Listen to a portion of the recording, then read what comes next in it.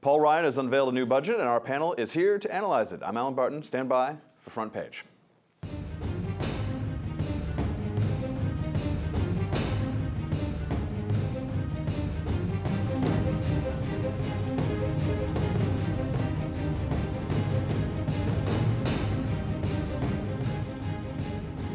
The problem is that the way Bush has done it over the last 8 years is to take out a credit card from the Bank of China in the name of our children, driving up our national debt from $5 trillion for the first 42 presidents. Number 43 added $4 trillion by his lonesome, so that we now have over $9 trillion of debt that we are going to have to pay back. $30,000 for every man, woman, and child. That's irresponsible. It's unpatriotic. Commercial number one for whoever the Republican nominee will be this fall will be just airing that again and again. 16 trillion.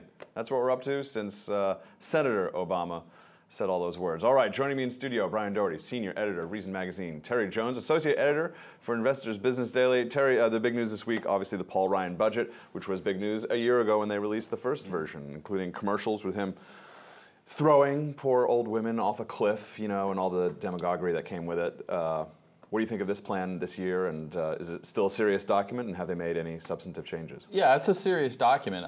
You know, in my personal opinion, it doesn't go far enough because I would make very specific recommendations for closing departments and reducing spending dramatically. But as an outline for a way to go for the next 10 years, and one that's likely to get some Democratic votes, it's not bad. It will basically attack all the loopholes and subsidies in our spending that right now drive up spending, and also curb Medicare outlays. So those are both good things, but like I say, that it doesn't really go far enough. Brian, any thoughts on it? Yeah, I agree with Terry certainly that it's good in that it begins to set up a fundamental rethink of what government does. Entire departments have to go, that's for sure. From a libertarian perspective, a lot of our overseas responsibilities and obligations have to go. My biggest problem with it is thinking, okay, they're setting out a plan for what they're going to do for the next 20 or 30 years. We know full well we cannot rely on Congress year by year to actually follow some sort of 20-year plan that they've committed themselves to. Yeah, it's really like every 2 or 3 years you have to update the plan again for whatever the political realities are at that time. The White House responded to the Ryan budget saying, the House budget once again fails the test, this is awesome, the test of balance, fairness, and shared responsibility. It would shower the wealthiest few Americans with an average tax cut of at least $150,000 while preserving taxpayer giveaways to oil companies and breaks for Wall Street hedge fund managers. Terry, he hits pretty much every class warfare button you can get in there. Shared responsibility, fairness, wealthiest, richest, oil companies, just every single one of them. Yeah. I mean, they had to carefully craft such a brief statement to get so many cliches in one of them. Yeah, and as you listen to that, you have to remember this is an administration that put out a budget last year that got no votes. Not one. From anyone. Zero. No, not from their own party, not from the Republicans. It was such a bad budget, and the budget they put out this year was equally bad, and is pushing us, to the verge of bankruptcy. So they have zero credibility, as the earlier campaign clip from Obama's 2008 run for the presidency showed.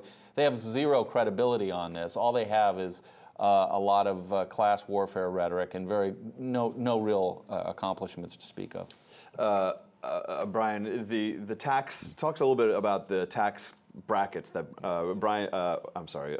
Ryan is looking to get 2 tax brackets, 10%, 25%, get rid of a lot of deductions, reduce the corporate rate down, I think, to 25%, vastly simplify the tax code.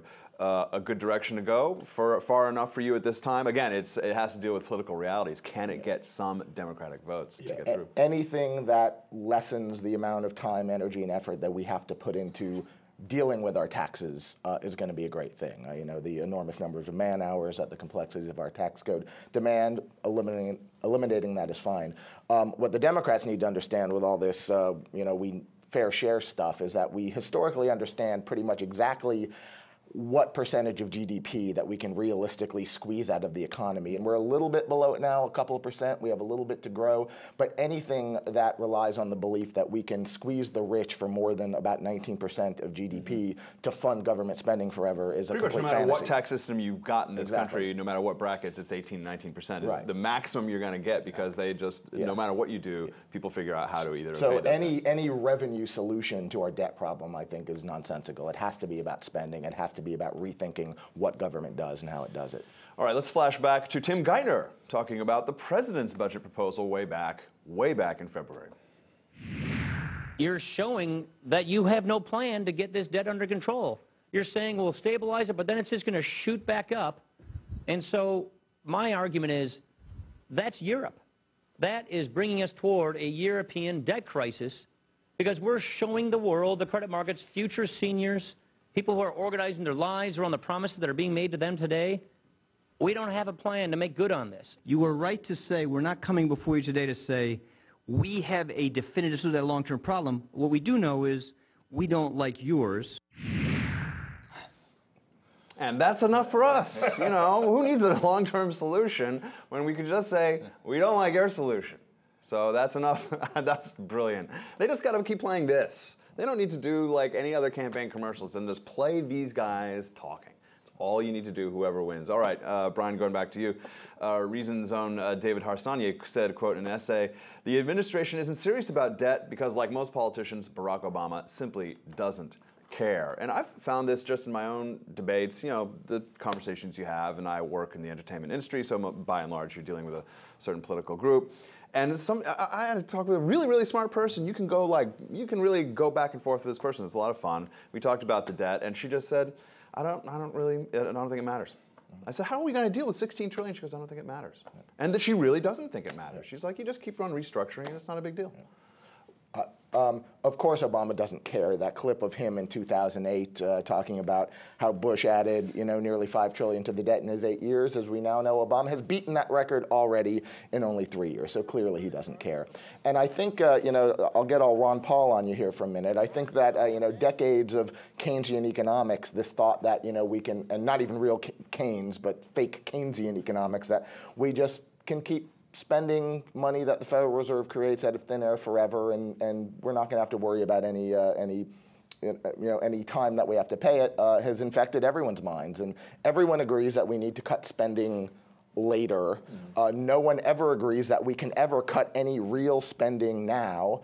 And as that clip said, Europe and Greece, I think, is our fate, and it is a shame that no one, and I don't even think Ryan's plan is serious enough about this, is prepared to handle it. Terry, I want to give you 30 seconds on it as well in terms of this sort of idea of like the debt doesn't matter. I think because people don't perceive that it affects their daily lives in any way. It's just this abstract concept. It's very tough to even conceive of the factor trillion versus billion versus million.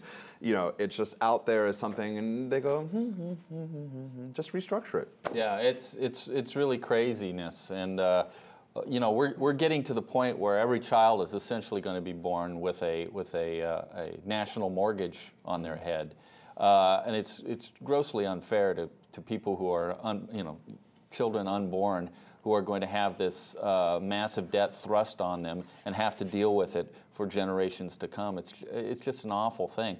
And for those who don't think that the debt matters, this is enormous amounts of debt. $16 trillion is a huge amount, and it siphons money from investment, from productive purposes, from home building, from all the things we want to see done, and just basically uses it for nothing other than paying off our past credit cards. All right, thank you, gentlemen. Good discussion. You can find more of Brian's work by visiting Reason.com. Terry Jones, of course, at IBDeditorials.com. For Brian and Terry, I'm Allen Barton. You've been watching Front Page.